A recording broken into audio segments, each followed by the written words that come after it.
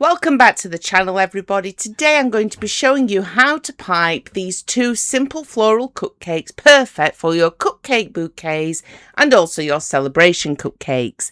As always, everything you need to know in a simple step-by-step format, but also designed for a beginner to piping work.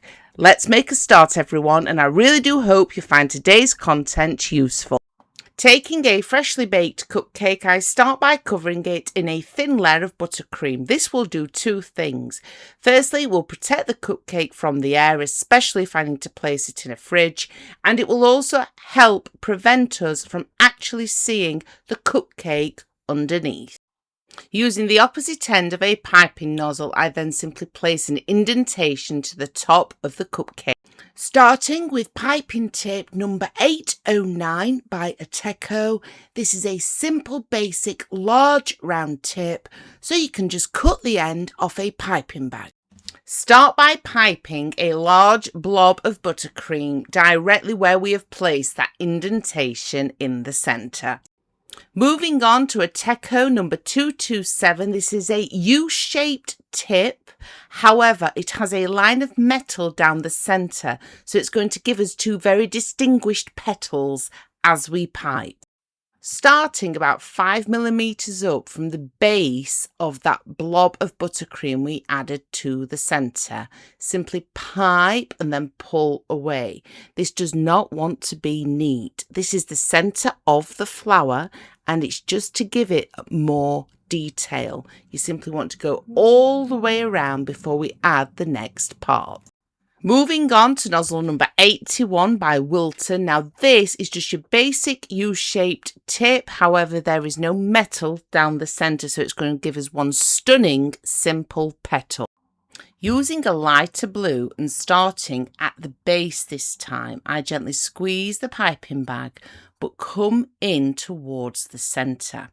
You then want to repeat this again and simply go around. You just want one layer of this colour, but the idea is to go all around the circle, gently squeeze your piping bag, keeping the pressure even, and then when you get to the centre, simply pull away, and it's going to leave this very simple but striking effect.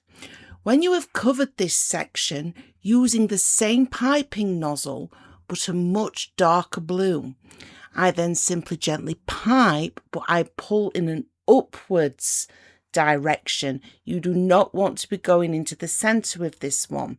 You are going to be adding one rim again, but really focus on these ones. These are the ones that make the flowers striking and ideally want to be as neat and as uniform as possible. So you're gently squeezing the piping bag, you are pulling in an upwards direction this time, and then you are simply stop squeezing the bag when you have got the height that you want and go all the way around the centre. I then repeat that process until I reach the edge of the cupcake. So it's roughly 3 more layers for my particular cupcake. But just look at how effective yet simple our first flower was to achieve. I'm now going to show you how to pipe cupcake number 2. Using piping tip number 44. It's a very simple piping nozzle, but it's actually usually used to create things like stripes or a basket weave effect. But we're going to be making those very intricate small pink flowers. So I've covered my cupcake with a layer of green this time. And then you gently want to squeeze the piping bag. Go towards the outer edge of the cupcake and then just come straight back in to the centre. Now I'm holding the piping bag at a slight angle. When you get to the end, I'm going to show you on this flower just now, you do then go around again to add a second layer of petals.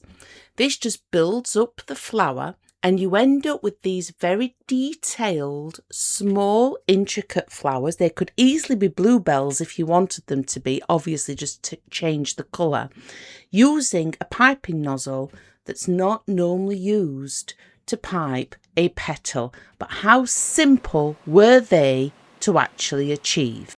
We're now moving back to the 2A piping tip. This is a basic round tip, so if you don't have it in your collection, you can cut the end off a piping bag.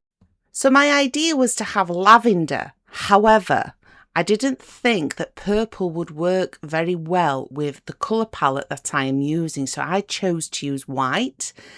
But this would make a stunning lavender on the top of your cupcake. You simply want to pipe a cone shape and then place it in the fridge. This will support those detailed flowers that we are about to add. Moving on to piping nozzle number 14, which looks just like this. I'm also using white buttercream. You just gently squeeze the piping bag and then stop squeezing when you pull away. Now this cone has been refrigerated, as I mentioned, but remember what I also said about this making a beautiful lavender. And if you used some different sized round tips, you could have lavender all over the top of this cupcake at different sizes.